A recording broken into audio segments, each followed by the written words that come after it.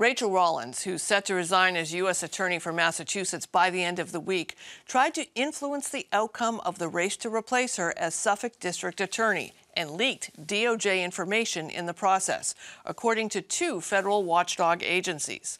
The DOJ Inspector General just released findings from a months-long ethics probe into Rollins, which found that she disclosed, quote, non-public sensitive DOJ information, end quote, to the press in an effort to damage the campaign of now DA Kevin Hayden, who was running against her ally Ricardo Arroyo. The Inspector General report also found she gave false testimony during the investigation and accepted payment for travel in violation of department policies. Another federal watchdog, the Office of the Special Counsel, shared similar findings and called Rollins' actions, quote, among the most egregious transgressions, end quote, of the Hatch Act they've ever investigated. The act bars federal employees from engaging in partisan political activities while on the job. The investigation first began just 6 months after she took office, following a contentious confirmation process when one of her chief detractors in Congress, Republican Senator Tom Cotton, asked the IG to look into a DNC fundraiser in Andover with First Lady Jill Biden. Of course, we now know both investigations ended up focusing on much more than just one political event. Now Rollins is set to leave the office after less than a year and a half on the job, and after a decades-long career punctuated by controversy, praise, and several historic firsts. Joining me to discuss is former U.S. Attorney Michael Sullivan, who was appointed by George W. Bush. He is now a partner with the Ashcroft Group, and GBH News investigative reporter Philip Martin. Welcome to both of you.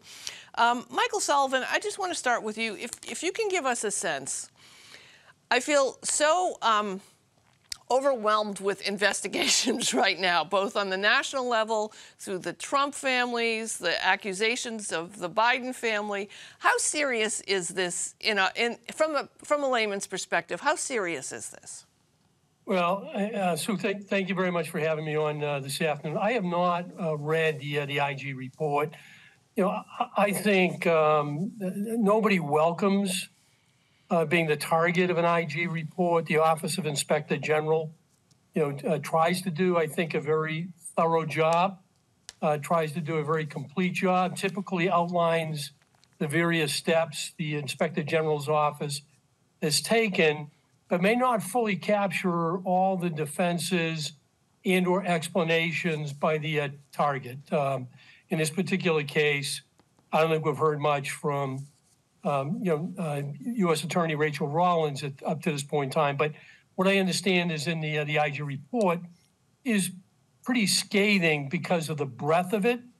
You might look at some of the individual accusations that have been reported thus far, and in and of itself would probably not lead to a resignation or request by the president for the person to leave office. But it might be the accumulation of all these various events that led Rachel to decide it's best for her to resign at this point in time as opposed to being a further distraction. At the end of the day, the only person that can remove Rachel Rollins from office is the President of the United States. He's the one who put her there. It would be up to him to ask for her resignation if it got to that point. And certainly long before that happened, it looks like Rachel has decided on her own it's best for the work of the Department of Justice and the U.S. Attorney's Office to resign. I want to get into that in just a second, Michael, but I want to stay with you for one more second here. Can you explain to us, this is something that I think folks have a hard time understanding. When you're an elected official or an appointed official, and you're in politics. I mean, sometimes you're elected, sometimes you're an elected judge, or you're elected attorney general, or you're appointed as an attorney. Why can't you participate in the politics that put you where you got to be? I mean, she was an appointed person by the president, as you noted. What's wrong with going to a fundraiser? What's wrong with participating in who you would like to take over the job that you just left? Well, I mean, those are terrific questions, and I've not looked at the Hatch Act recently since I've not been in public office for a number of years. I think there's a fair amount of gray area in the Hatch Act. There's some pretty hard, bright lines. Obviously, as a appointed political and non-political person in government, you can't solicit funds for political purposes. I mean, that's a pretty obvious one.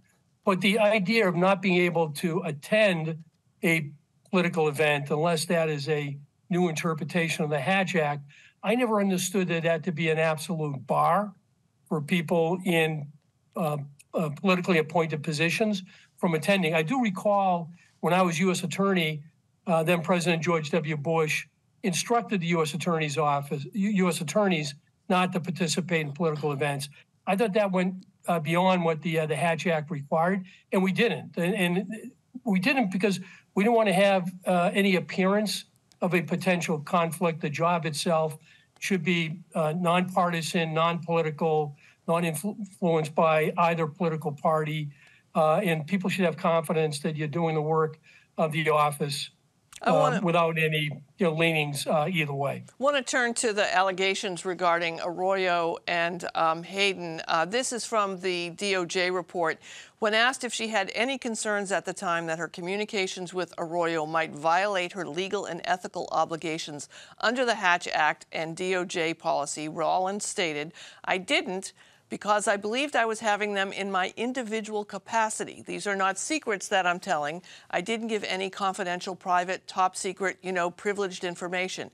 I was talking with a friend after hours about questions he had regarding the office that I used to lead and policies that I had implemented."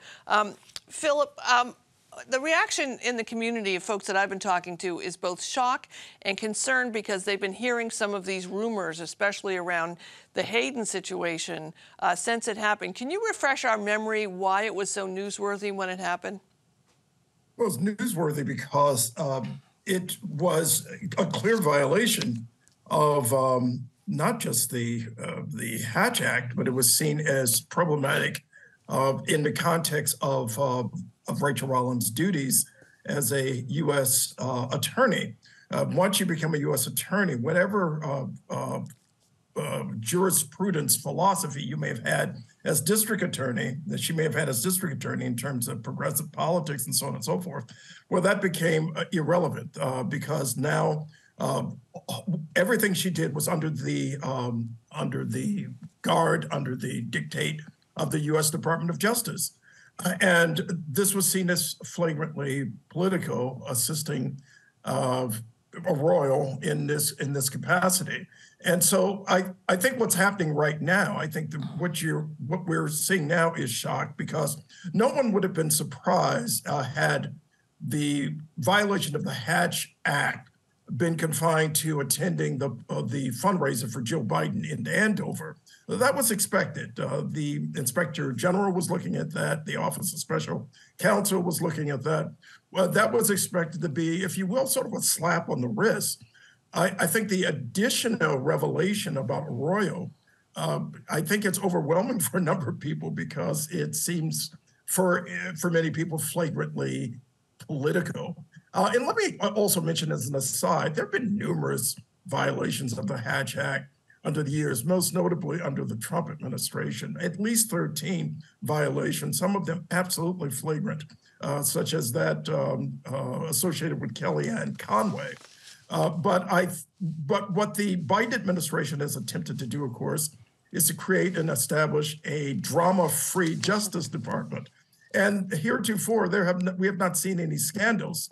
And I think to your question about her, about Biden, I think she resigned or is resigning on Friday, so that as not to create a crisis within the Biden administration that so far has been crisis-free, not counting the full crisis over Hunter Biden, which is not, which so far there has not been a shred of evidence to implicate whatever Hunter Biden was up to with the Biden administration. There was a response from Rachel Rollins last Friday, May 12th, in response to the draft special counsel report, where she said, to both your points, I think, we feel compelled to note that the irony that the investigation into the potential violation of the Hatch Act by Ms. Rollins was publicly demanded by Senator Tom Cotton, Republican, a strong supporter of former President Donald J. Trump. The Trump administration was populated by several high-ranking officials who openly, routinely, and defiantly violated the Hatch Act with no consequences. But, Philip, at the same time, I've heard a number of people say when this investigation was announced that they knew, and she knew, Rachel Rollins knew, that she had a target on her back because of her progressive politics, because of her progressive ideas regarding the office, whether you agree with them or not, and not adhering to the highest ethical standards in her behavior is basically self-sabotage. What's your reaction to that? Well, that probably represents the greatest level of disappointment for her supporters, because for the very reasons that you just stated, Sue, if you know that you are already deemed, in the words of Arkansas Republican Senator Tom Cotton, as pro-criminal, a term like that, of course, which makes no sense, then you already realize that you are in for a world of hurt if you violate your oath of office in any way, shape, form, or fashion, or perceived to violate it. And so for those who believe, who embrace a progressive philosophy as far as criminal justice reform, so on and so forth, and if Rachel Rollins is seen as a standard bearer of that jurisprudence philosophy, to have committed any type of error, of course, just feeds into the narrative promulgated by Senator Cotton and others. Whether it is true or not, it is seen as a problematic and a contradiction of that oath of office, and thus giving ammunition to your detractors. So, Michael Sullivan, what does Joe Biden do? Does Joe Biden try to replace? I mean, we've got the Dianne Feinstein issue, whether or not on the Judicial Committee, whether she's going to be there or not, and how she's feeling. Does he just appoint the second in command as an acting? What happens, or does this just halt everything that's happening in that office? Well, certainly not everything in the office will not halt. We have transitions from U.S. Attorney after every presidential election. The office continues to do the important work of the office. The federal and state and local law enforcement offices that work with will continue to work with the assistants throughout the office. Many of them are career, many spend a number of years there. That work will continue. There's a terrific first assistant in Josh Levy, who's there right now. I suspect he'll become the acting U.S. attorney. That's the standard practice when the U.S. attorney vacates the office. And I would imagine there'll be at least some effort to put in a presidentially nominated, Senate confirmed U.S. attorney as soon as practical from the two Democratic senators' perspective. They'll weigh in, I'm sure, as quickly as they can and try to get a permanent replacement as U.S. attorney. Philip, Rachel Rollins had a lot of Democratic supporters here in the state, the Democratic senators, a number of other people, Joe Biden, obviously. Does this impact them in any kind of negative way? Well, to the degree that they will be considered having committed an error in nominating, and of course, we're talking about the two senators, Markey and Warren, of having nominated Rachel Rollins to this position, but not really. I think in the final analysis, will still be seen, I think, by many as someone who stood by their convictions, so on and so forth, who made a grievous error. But I don't think I haven't heard anything close to an apology from our two senators. And I also believe that she will maintain support among, if you will, the Democratic Party operatives. And so I think that this will have repercussions, yes, and it will feed into a narrative advanced again by her detractors, notably